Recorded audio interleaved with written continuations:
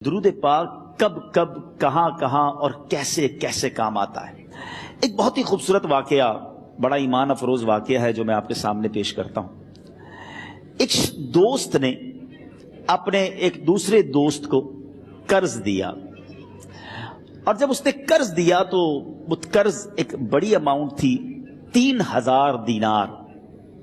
وہ ٹائم آ گیا جب اس ٹائم وہ قرض لینے کے لیے اپنے دوست کے پاس گیا کہ بھائی مجھے میرے پیسے واپس دو، تو اس نے کہا کہ پیسے تو نہیں ہے میرے پاس، میں کولیپس ہو گیا ہوں، بزنس اب میرا ختم ہو گیا ہے، میں تمہاری رقم نہیں دے سکتا۔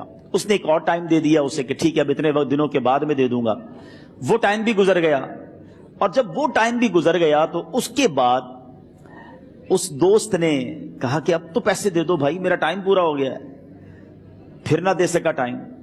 آخر کار معاملہ جو ہے وہ کورٹ میں چلا گیا، قاضی کے پاس چلا گیا۔ اب قاضی نے جس کو پیسے دینے تھے اس کو بلایا اور کہا کہ بھائی آپ کو اس کے پیسے دینے ہیں؟ کہتا ہے ہاں پیسے تو دینے ہیں۔ تو کہا پھر دیتے کیوں نہیں ہو؟ کہا پیسے ہیں ہی نہیں، کاروبار ہی ختم ہو گیا ہے، قرضہ تو لیا تھا، اب میرے پاس بچا ہی کچھ نہیں ہے۔ تو کہا اچھا اب یہ بتاؤ کہ کب دو گے، کیسے دو گے؟ اس نے کہا بس میرے پاس پیسے ہی نہیں ہیں۔ تو کہا اب تمہارے پاس 30 دن کا ٹائم ہے، 30 ڈیز میں یا تو اس کے پیسے لوٹا دو یا 30 دن کے بعد تمہیں قید کر دیا جائے گا۔ یہ شخص اب گھر آیا، پیسے تو تھے نہیں، مگر شاید علماء نے لکھا کتابوں میں، یہ واقعہ کئی بڑی بڑی کتابوں میں لکھا اور درود پاک کے فضائل کی بڑی بڑی کتابوں میں لکھا، اور اس شخص نے سوچا کہ اس نے ایک حدیث پاک پڑھی ہوئی تھی کہ جس میں یہ نبی پاک علیہ الصلوۃ والسلام نے فرمایا ہے، جس کا مضمون ہے کہ جو شخص پریشان ہو، مصیبت زدہ ہو، اسے چاہیے کہ مجھ پر کثرت سے درود پاک پڑھے، کیونکہ درود پڑھنا مصیبتوں اور پریشانیوں کو لے جاتا ہے۔ اب اس عاشق رسول نے سوچا اور تو کچھ ہے نہیں، اب میں درود پاک پڑھنا شروع کرتا ہوں۔ صبح سے لے کر شام تک وہ درود پاک پڑھنے لگ گیا۔ 27 دن گزر گئے، only 3 days left، 3 دن باقی تھے قاضی کے پاس جانے میں۔ 27 دن گزر گئے درود پڑھتے پڑھتے۔ جب 28ویں رات آئی تو آنکھیں تو بند ہوئیں، مگر خواب میں اسے ایک آواز آئی، گھبراؤ نہیں، تمہارا قرضہ ادا کر دیا جائے گا، تمہارا مسئلہ سالو ہو جائے گا۔ صبح اٹھتا ہے، درود پاک پڑھ رہا ہے، مگر کہتا ہے یہ آواز سے تو مسئلہ حل نہیں ہوگا، پیغام کیا ہے اسے سمجھ نہ آیا۔ 28واں دن گزر گیا، 29ویں رات آ گئی، مگر اب آنکھیں بند ہوئیں اور قسمت جاگ اٹھی۔ نبی پاک صاحب لولاک صلی اللہ تعالیٰ علیہ وسلم خواب میں تشریف لائے، اور پیارے آقا صلی اللہ تعالیٰ علیہ وسلم نے فرمایا گھبراؤ نہیں، علی بن عیسیٰ وزیر کے پاس جاؤ، وہ تمہارا قرضہ ادا کر دے گا۔ اب یہ عاشق رسول صبح اٹھا تو ویری فریش، حشاش بشاش کہ اب تو کام ہو گیا، نبی پاک نے خواب میں آ کر بشارت دی ہے۔ مگر پھر ذہن میں سوال آیا کہ علی بن عیسیٰ کے پاس جاؤں گا تو ثبوت کیا ہے، پروف کیا ہوگا؟ میں جا کر اس کو کہوں گا کہ میرا قرضہ دے دو تو ایسے تو قرضہ نہیں دے دینا، اور میں نے اس کو کہا کہ مجھے نبی پاک نے خواب میں کہا ہے، اور اس نے اگر مجھ سے کوئی نشانی مانگی تو میں نشانی کیا دوں گا؟ آخری دن تھا، 29واں دن تھا، وہ بھی درود پڑھتے پڑھتے گزر گیا۔ 30th نائٹ آ گئی، صبح وہ دن ہے جب عدالت میں جانا ہے۔ اب اس رات پھر نبی پاک علیہ الصلوۃ والسلام خواب میں تشریف لائے، اور آقا علیہ الصلوۃ والسلام نے فرمایا کہ علی بن عیسیٰ وزیر کے پاس جاؤ، وہ تمہارا قرض ادا کر دے گا۔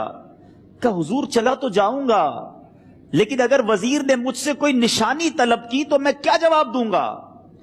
پیارے آقا علیہ الصلوۃ والسلام نے کمال کا ارشاد فرمایا کہ علی بن عیسیٰ سے کہنا کہ تم روزانہ فجر کی نماز کے بعد 5000 بار درود پاک پڑھتے ہو، یہ راز فقط تم جانتے ہو اور تمہارا رب جانتا ہے۔ اب یہ جب صبح اٹھا تو ایک نشانی بھی مل چکی تھی۔ عدالت میں جانے سے پہلے وزیر کے دربار میں پہنچ گیا، اسے یہ ڈر تھا کہ آج پیسے نہ لوٹائے تو سزا ہو سکتی ہے۔ جب وزیر کے دربار میں پہنچا تو وزیر اپنے مشیروں کے ساتھ بیٹھا تھا۔ کہا مجھے آپ سے بات کرنی ہے۔ کہا بتاؤ کیا بات کرنی ہے؟ کہا میں ایک پیغام لایا ہوں آپ کے لیے۔ اچھا کس کا پیغام لائے ہو؟ کہا میں نبی پاک جناب محمد مصطفیٰ صلی اللہ تعالی علیہ وسلم کا پیغام لایا ہوں۔ وہ عاشق رسول وزیر تھا، کہتا بتاؤ میرے آقا نے کیا پیغام دیا ہے؟ کہ حضور میں 3000 دینار کا مقروض ہوں، آج آخری دن ہے اور میرے آقا نے مجھے بشارت دی ہے کہ آپ سے کہوں کہ آپ میرا قرض ادا کر دیجئے۔ علی بن عیسیٰ کہتا ہے کوئی ثبوت ہے آپ کے پاس؟ ہے کوئی دلیل بھی ہے آپ کے پاس؟ میں کیسے مان لوں کہ آپ کو نبی پاک علیہ الصلوۃ والسلام نے بھیجا ہے؟ عاشق رسول کہتا ہے خالی ہاتھ نہیں آیا، میرے آقا نے مجھے دلیل بھی عطا فرمائی ہے، مجھے ایک ایویڈنس بھی دیا ہے، اور پروف یہ ہے حضور کہ آپ روزانہ صبح فجر کی نماز کے بعد نبی پاک صلی اللہ تعالی علیہ وسلم کی بارگاہ میں درود و سلام کا نذرانہ پیش کرتے ہیں۔ جب تک 5000 کا عدد پورا نہیں ہوتا آپ اس وقت تک کسی اور سے بات نہیں کرتے، اور اے وزیر صاحب یہ راز صرف آپ کو پتا ہے اور آپ کا رب جانتا ہے۔ اللہ اکبر! وہ وزیر تو جس کو کہے نا جھوم اٹھا، ایسا عاشق رسول وزیر تھا جو روزانہ صبح 5000 درود پڑھتا ہو، اس کی تو عید ہو گئی نا۔ وہ کہتا ہے مرحبا یا رسول اللہ، میرے آقا نے میرے درود قبول کر لیے، اس سے بڑھ کر میرے لیے سعادت کیا ہوگی۔ اب یہ وزیر اپنے سیٹ سے اٹھتا ہے، اپنے کمرے میں جاتا ہے، تھوڑی دیر بعد واپس آ کر اس عاشق رسول کے ہاتھ میں 3000 دینار رکھ کر کہتا ہے حضور پہلے 3000 دینار تو نبی پاک کا حکم کی میں ادب سے بجا لاتا ہوں، میرے آقا نے جو حکم فرمایا یہ 3000 دینار آپ کو پیش کرتا ہوں، حضور ایک اور 3000 دینار لیجئے۔ میرے گھر آپ آئے، اتنی اچھی خبر سنائی، آپ نے قدم رنجا فرمایا، یہ 3000 اس کا نذرانہ ہے، اور ایسا کیجئے 3000 اور لیجئے، اس سے اپنے بچوں کے لیے کچھ چھوٹا موٹا کام شروع کیجئے، اور ایک وعدہ کر کے جائیے آج کے بعد زندگی میں آپ کو جب بھی کوئی کام پڑے میں آپ کا بھائی ہوں، مجھے یہ خدمت کا موقع دیجئے گا۔ اللہ اکبر! وہ مقروض جو ایک رات پہلے 3000 دینار کا مقروض تھا، ہو سکتا ہے اس کے بیک آف مائنڈ یہ بھی چل رہا ہو کہ اب شاید کل میں نے جیل میں جا کر عدالت میں جا کر گرفتاری دے کر جیل میں جانا ہے، مگر اب 9000 دینار ہاتھ میں ہیں۔ عاشق رسول جھومتا ہوا نبی پاک کی یاد میں گھومتا ہوا اب عدالت میں پہنچا۔ عدالت میں everybody expecting over there کہ آج اس نے آنا ہے اور آ کر کہنا یہی ہے کہ پیسے تو نہیں ہیں، گرفتار کر لو، مگر جا کر اس عاشق رسول نے 3000 دینار جج صاحب کے ہاتھ میں رکھ دیے۔ قاضی کہتا ہے پہلے تو یہ بتاؤ پیسے آئے کدھر سے؟ تم تو کہتے تھے غریب ہوں، تم تو کہتے تھے کاروبار نہیں ہے، ایک مہینے میں اتنی بڑی رقم کا انتظام کیسے ہو گیا؟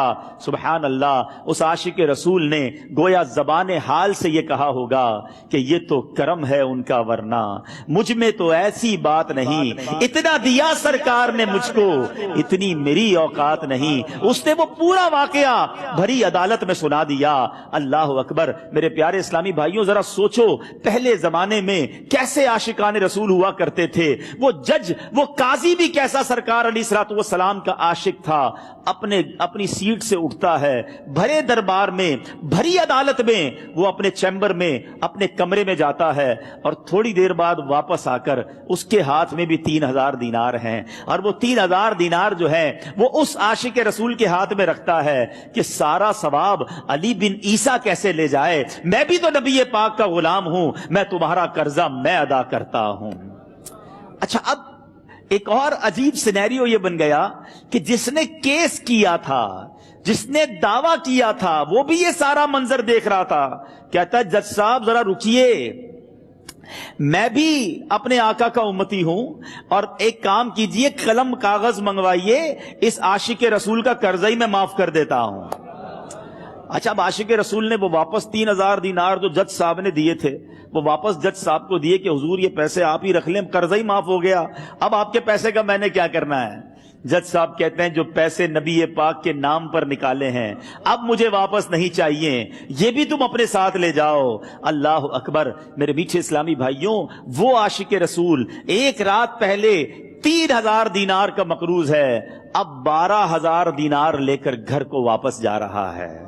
اس ایک واقعے کے اندر جو ہم سب کے لیے درس ہے، جو ہم سب کے لیے پیغام ہے، شاعر لکھتے ہیں نا، دکھوں نے تم کو جو گھیرا ہو تو درود پڑھو، दुखों ने तुमको जो घेरा हो तो दुरूद पढ़ो, जो हाजिरी की तमन्ना हो तो दुरूद पढ़ो। आज हम बहुत सारी प्रॉब्लम्स में होते हैं। यहां भी हो सकता है मेरा कोई भाई बीमार बैठा हो, कोई कर्जे में डूब गया हो, किसी का कोई बिजनेस प्रॉब्लम चल रहा हो, कोई फैमिली इशू में डिस्टर्ब हो। आप किसी भी प्रॉब्लम में हैं, खुदा की कसम दुरूद पाक ऐसा वजीफा है। लोग बहुत सारे वजाइफ पूछते रहते हैं, बहुत सारे जनाब वजाइफ के बारे में मालूमात करते रहते हैं। सच्ची बात यह है, हर दर्द की दवा है सल्ले अला मुहम्मद।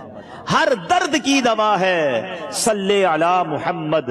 तावीज़ हर बला है सल्ले अला मुहम्मद। तो खुदारा अपनी जिंदगी में दुरूद पाक को शामिल कर लीजिए और आप बिलीव करें, जब आपने कसरत से दुरूद पाक पढ़ने शुरू कर दिए, आप अपनी आंखों से देखेंगे आपके प्रॉब्लम दूर हो रहे हैं, आपकी सेहत अच्छी हो रही है, आपके कर्जे उतरने शुरू हो गए हैं, रोजगार में आपके बरकत होना शुरू हो जाएगी, आपके चेहरे पे नूर आना शुरू हो जाएगा, आपकी जबान में असर आना शुरू हो जाएगा।